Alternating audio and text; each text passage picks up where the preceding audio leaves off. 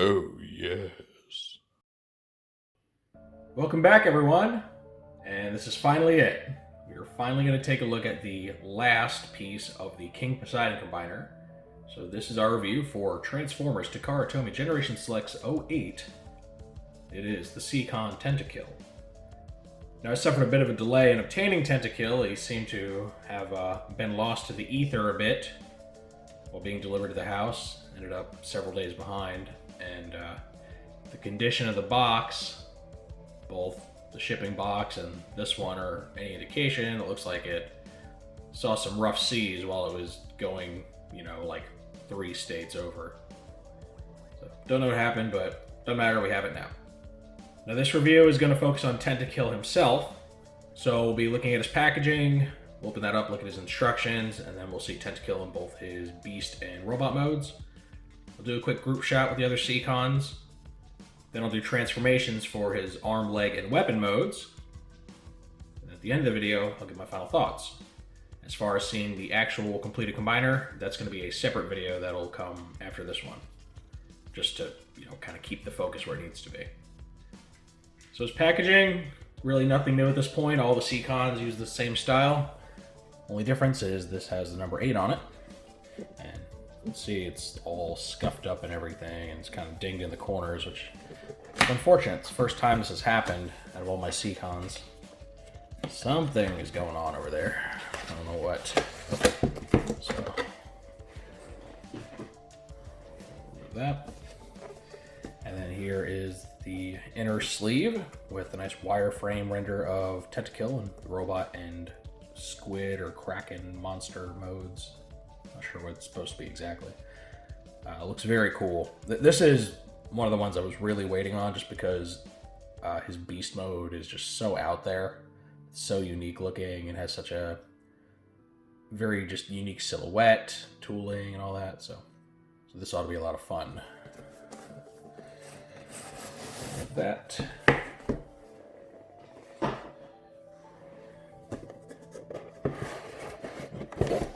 This up. And there he is in all of his hideous glory. Kind of joins Beast Wars Injector in that club of having a face only a mother can love, So, you got the character itself, combiner hand, axe piece, and then 2 blasters. And you can see it's done up in a color that matches the Seacon Gulf, or Scalar for the Western audiences. And, yeah, that's by design, because they both, by default, form legs for the combiner, whereas his 2 default arms share a color scheme. So here's the instructions. Open it up, you got your parts layout. You get the transformation from squid to robot mode, as well as the recommended placement for his weapons. And then you have squid to leg mode.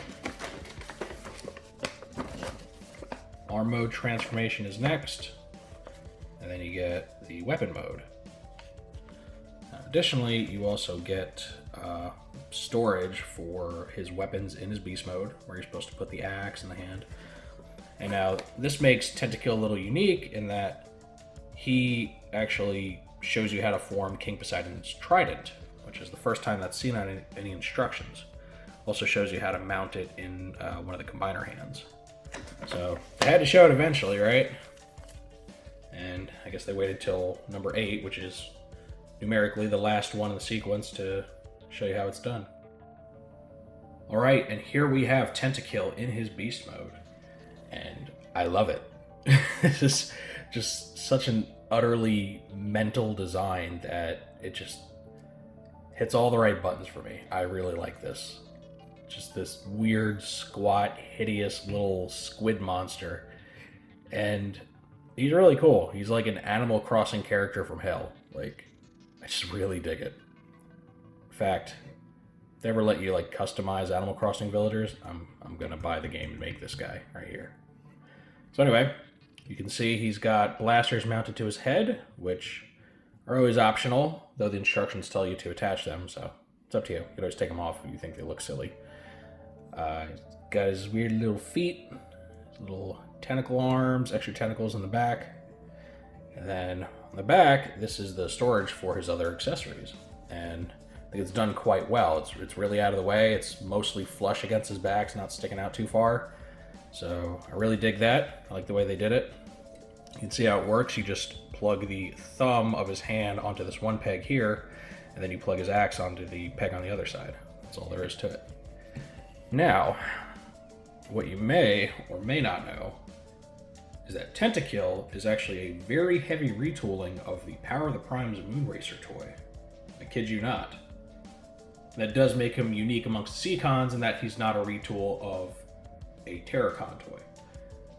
But I hear you out there. You don't believe me? You're saying, there's no way, there's no way. Allow me to show you. I have to hold this up. But here's Moonracer in a very modified vehicle mode, so I can show you exactly why this guy's a retool of her. So if you see, he uses the same kind of basic frame for the robot torso as Moonracer does, complete with all the hinges and little pegs and everything. So where normally on Moonracer you get these vehicle shell pieces that attach, instead he has tentacles, and where the wheels attach, he's got legs. There's also some other parts that are reused, primarily the pelvis piece and like the very, very top ball joint piece of the hips. Aside from that, I think everything else is new. I'll double check once I transform him, but pretty sure everything else is new. So it is a very heavy retooling, and I think it was to a great result, because look at that. How cool is that? I also noticed something on him. So here, inside this little peg thing that holds one leg on, I saw that and I thought it was broken, because it's not like that on the other side, so I thought it was either broken off a bit or there's a molding issue there. But actually it turns out Moonracer has the same thing. I just never noticed that before. She has asymmetrical wheel pegs on her, so not sure what's up with that, why it's molded that way, but it is. Now, one thing that you may or may not see, he actually has these little tabs here on the sides of his robot torso that are meant to hold the upper arms in place. So really only these little bits here are supposed to move, though, I mean, nothing's stopping you if you want to extend his front tentacles out a bit. Moonracer doesn't have those, so her arms are just kind of, I'm just holding them up there. Right, now it's time to transform Tentakil to his robot mode. So, first thing, if you haven't already, remove all of his accessories. You're going to take them. Let's pull his little arm tentacle things down.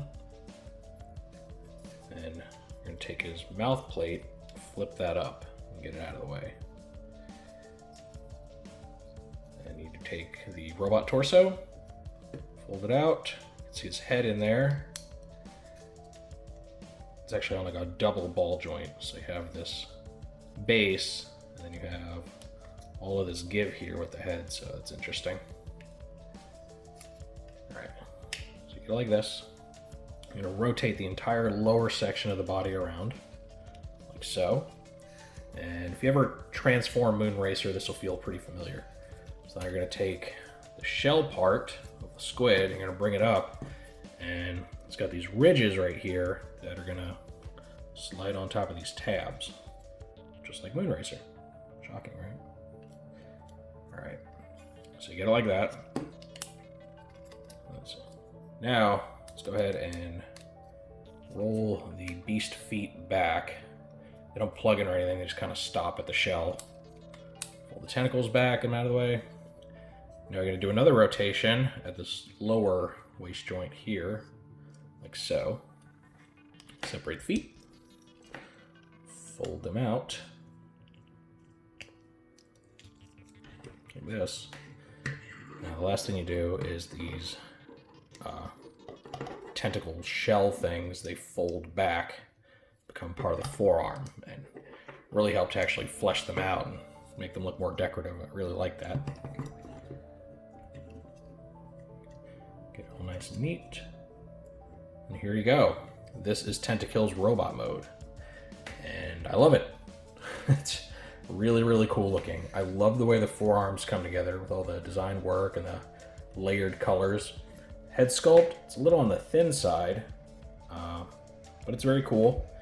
Very much evokes the classic head, and reminds me of Beast Wars 2 Scylla for obvious reasons. The legs, like I said, this top little ball joint here is reused from Moonracer, but all the rest of this is new, and it's much beefier looking. It's much more rectangular in nature, which just kind of gives them a more solid appearance. The feet work the same way as Moonracer's, but thankfully are not made out of clear plastic this time, so you don't have to worry about breakage too much. He is very, very heavy on the back kibble. Everything just folds up on his back, so that is one thing he shares with that mold. Though, I don't know, for him, I like the way it looks more. And another thing you may notice is that in robot mode, he is just absolutely loaded with 5mm ports. He has 5 right here inside the backpack. He's got 1 on each tentacle array there. He's got 1 on each side of his legs. And of course his fists. And then he's got 2 right here on this like upper backpack section. So you can really just load this guy out with weapons. So that's very cool. And they seem to have taken this approach with most of the Seacons, you know. When it comes to the new parts that they added, they just seem to be kind of stuffing ports wherever they can, which is fine. And kind of helps these guys blend into more modern toy lines, say like Siege, right? I mean, this guy, in theory, is pretty compatible with like a weaponizer or something, so I'm digging it. Now, as far as the weapons, the official configuration is to give him his axe in his right hand. Get all in there. This is the same axe that comes with Kraken too, by the way. You know, Kraken, the manta ray named Kraken and not the Kraken, because reasons, I don't know. And then he takes this blaster, specifically the one where the peg is facing out this way, and just goes in this hand. A little tight squeeze, but they'll go in there. Oh yeah, so I also want to point out that his fists, like Moonracer's, are capable of folding in, at least a little bit, and I don't know why that is. It doesn't serve any purpose in transformation or any of the modes or anything, but it is there. And I would say it's a holdover, except these are all new parts, so I don't know. Don't know why it's like that. Alright, so that's his official weapons loadout. Of course, you could always have him dual-wielding guns, you know, whatever you want to do. So now, you know, what do we do for storage? Well, he's very back-heavy. I tried loading everything into here, and you can get them to fit in a way, but then he just really wants to flop backwards, and that's because one of the design issues he shares with Moonracer is that his hip joints aren't the strongest, especially being ball joints like that. An alternative I found, which works a lot better, is to use the tentacle ports. So, I'm going to go ahead and attach the hand to this side. Just get it in there, rotate it around, get it to conform around the shape, like so. And this blaster, we just put here. Actually, let's do this. Works a little better. All right. And this helps balance the weight load out a lot better, and I don't have any issues with them tipping back this way. And, you know, they kind of get in the way a little bit. Keeps his arms from swinging back in certain directions, especially the hand. But this seems to be the best way to go to have him store everything, but not have him want to fall backwards. And here's a comparison shot with Moonracer, just so you can see how they differ, how they're the same. So here you can see, got those same ball joints there. Their torso pieces and heads and all that are all new. Upper arms, forearms. Are the hands the same? No, hands are different too. The biggest things that remain the same are this whole assembly right here, and their back and the combiner peg and all that. That's all the same. That's really the big thing they share. But they end up looking very different, and from a first glance, most people will not be able to tell that they're essentially the same toy. Even with all the new parts, his transformation is very reminiscent of hers, right? He twists around 2 different ways, head flips out, arms come down, a whole bunch of backpack stuff folds up around him. I mean, very, very similar. And interestingly, he actually ends up being a little bit shorter than Moonracer. Huh. It's got to be the new legs. They must have been made a little bit shorter than hers. Yeah, look at that. Don't come up as high. Which is good, because otherwise his head might be a little too elongated and just start to look kind of silly. So it's probably for the best. And here, finally, is our fully assembled Seacon team. Gone ahead and removed a lot of the extraneous accessories just to make this look a little cleaner. But now you can kind of see how it all comes together. Got your leader here, Turtler. You have Tentakil and Gulf, who share a color palette. And then you also have Lobclaw and Kraken, who share a color palette. And then right here in the middle, you have Overbite, who's just kind of a mix of the two.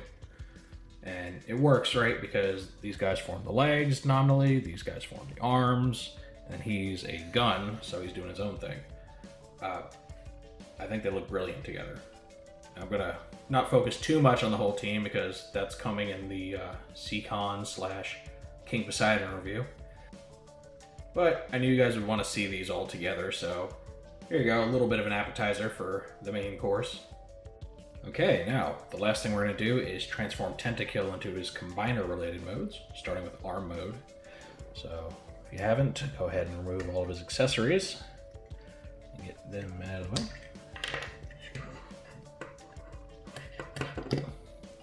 Like so. Okay, so you can go ahead and flip his tentacle shell things on his arms back out because they're going to stay out for this. We're going to partially transform him back into his squid mode. So go ahead, put his feet back together, flip him back up, like that.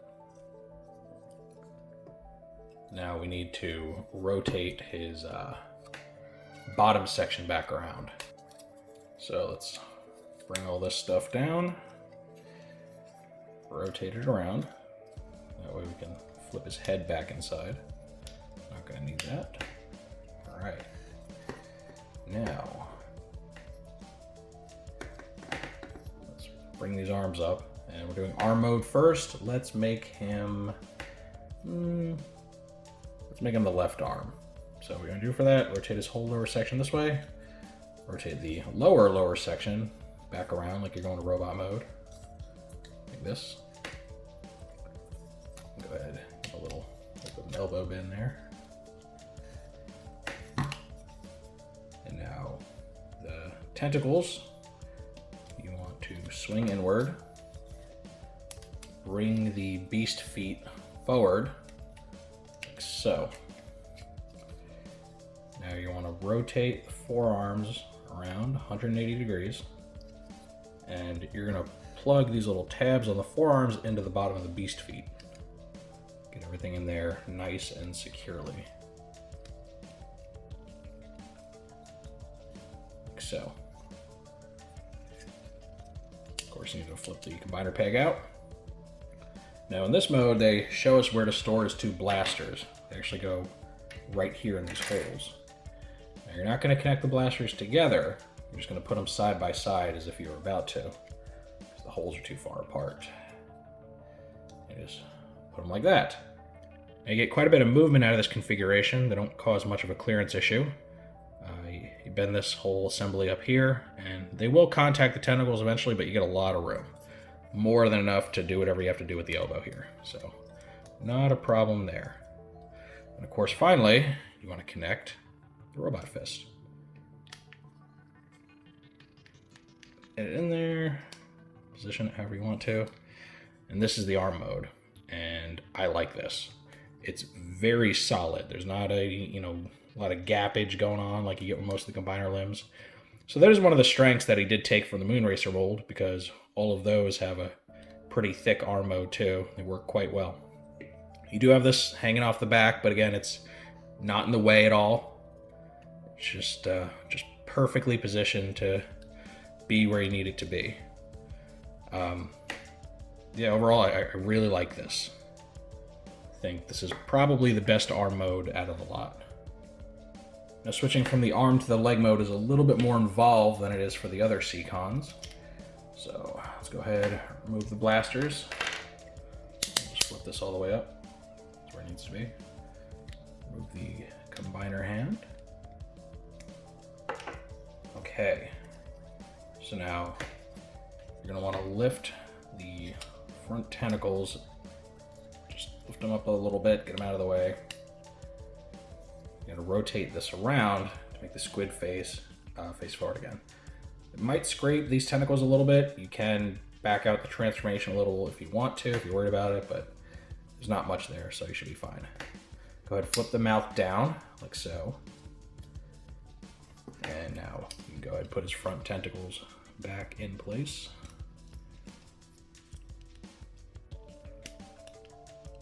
Like that. Now, while you have his robot legs folded away from his squid face, you're gonna pull this piece out, just like you do for Old Moon Racer. And you wanna bend this like lower knee joint as far as it goes, and then bend the second one until these two tabs plug into these grooves here.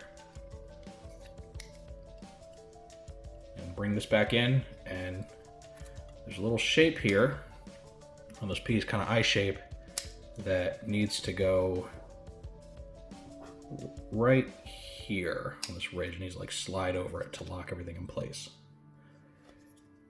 And there you go. That's the bulk of the leg. Now we can go ahead and use the combiner foot. Get the fist, plug it into the back for support, like we always do. And I'll plug this guy on. You may want to kind of hold him together as you do this, since it's not the most secure assembly there. All right, and that is the leg mode without anything added to it. And this one's weird. It's funny looking because you have the squid just looking at you upside down, which is kind of comical. But overall, it's a fairly clean leg mode. Everything plugs in quite well. Now this does leave the question of where he stores blasters, and there's no official storage place given. I've tried a few different combinations, and most of them they seem like they would create clearance problems, but I did find one placement that I really liked. Seemed to kind of eliminate any issues.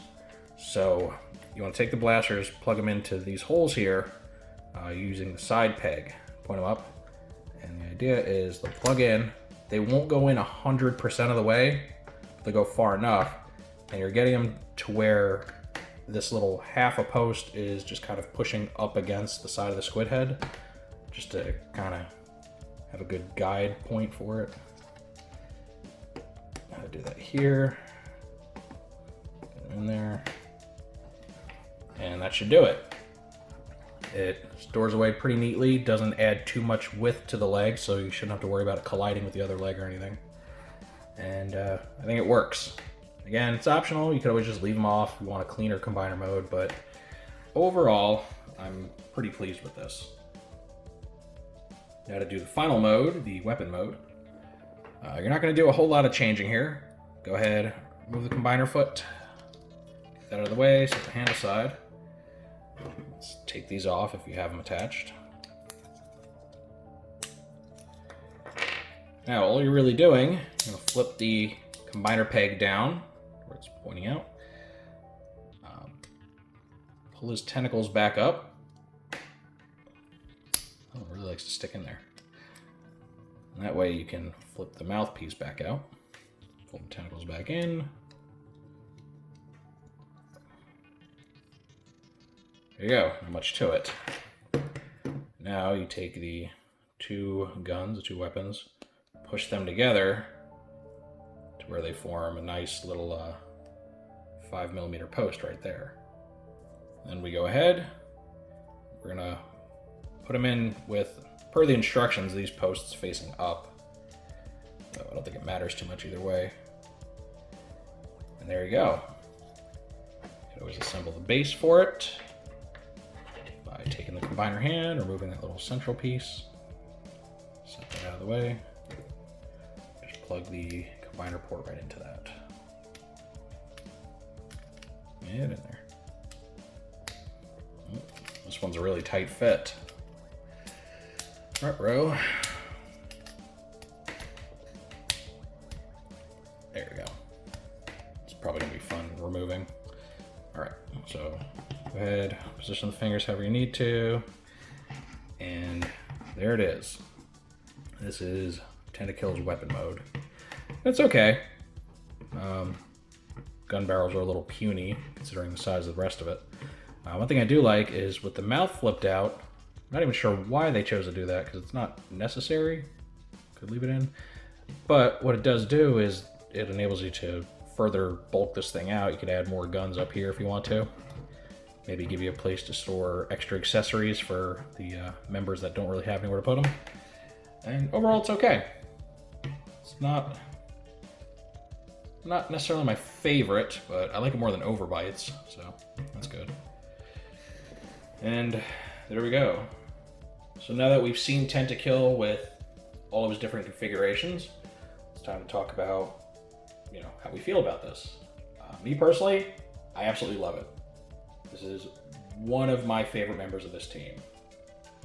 Two biggest reasons for that. One, the beast mode, I just love it. It is so absurd looking that it's just amazing. It's just so ugly, you can't help but love it. And the fact that this is a retool of Moonracer and manages to really just eliminate 99% of the issues with that toy and make it better in every way. I mean, you gotta give props for that. This is one of the most extensive retoolings we've seen out of all of these guys. Very few parts that are shared. So I'm really digging it. The robot mode, I think, is really cool. Kind of pales in comparison to the beast mode just because it's not quite as crazy looking. It's a little more standard humanoid shape, but it's nice. It's very streamlined. I do have to admit that I keep looking at it and thinking this is a female character. One, because the original Tentakil was redecoed into Scylla, who is a female character. Their proportions are naturally very similar. And, it's probably also the abundance of the pink. I mean, I don't know. Maybe I'm like a relic right now, but his color scheme just kind of really brings to mind like a 1990s teenage girl's bedroom. It's very Lisa Frank. I don't think teenage girls have that whole MO going on so much these days, but in the 90s it was a pretty big thing. So there's definitely a lot of subliminal cues that are making me keep mistaking Tentakil for a female.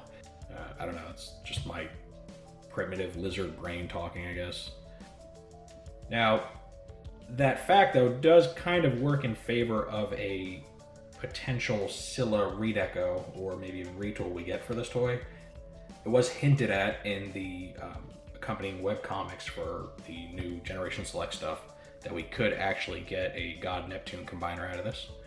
If they do that, I do hope they at least do some minor retooling to Tentakil's face to make it better match Scylla's, especially the whole eye patch thing.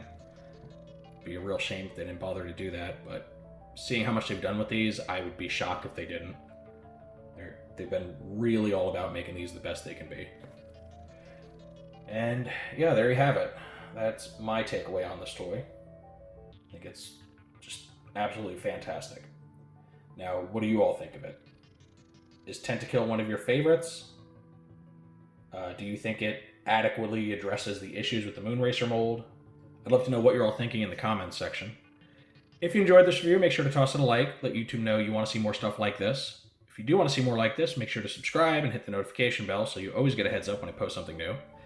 I thank you for joining me for this look at a very, very cool and very crazy looking Seacon. Stay tuned, because next up is finally our look at King Poseidon. And with all that said, I will see you next time.